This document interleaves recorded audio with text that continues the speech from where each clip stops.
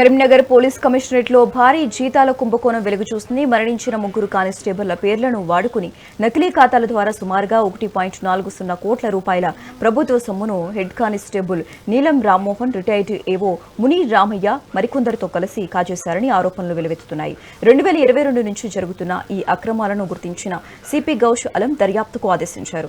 కీలక నిందితులైన 5గురిని అరెస్టు చేసిన పోలీసులు వారి వద్ద నుండి బంగారం నగదును స్వాధీనం చేసుకున్నారు. అవినీతికి పాల్పడితే ఎంతటి వారినైనా ఉపేక్షించేది లేదని కమిషనర్ హెచ్చరించారు.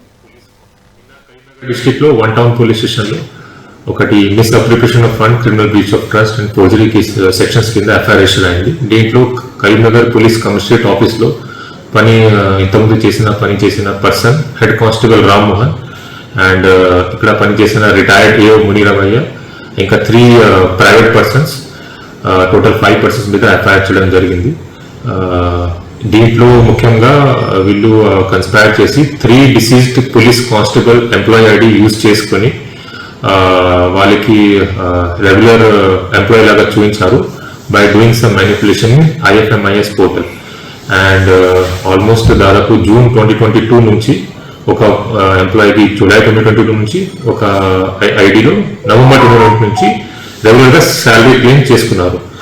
టోటల్ గా చూస్తే ఒక ఐడిలో 53 lakhs, ఒక ఐడిలో 39.79 lakhs, ఒక ఐడిలో 47.3 lakhs, total 1,40,18,308 rupees worth salary claim చేయడం జరిగింది.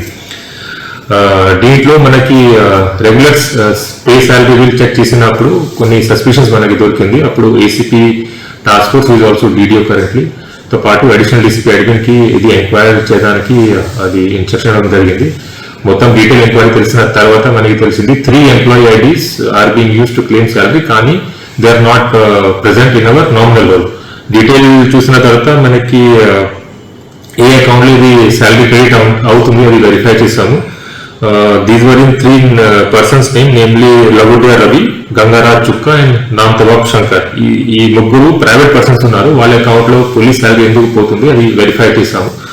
సో అప్పుడు డీటెయిల్ గా వెరిఫై చేసిన తర్వాత వీళ్ళు అకౌంట్ లో ఉన్న email ID and mobile number was linked to head constable Rammohan, the main accused A1 in this case. A1 కి అండ్ రిటైర్డ్ కూడా అండ్ ఆల్ 3 ఇండివిజువల్స్ కి అరెస్ట్ చేయడం జరిగింది.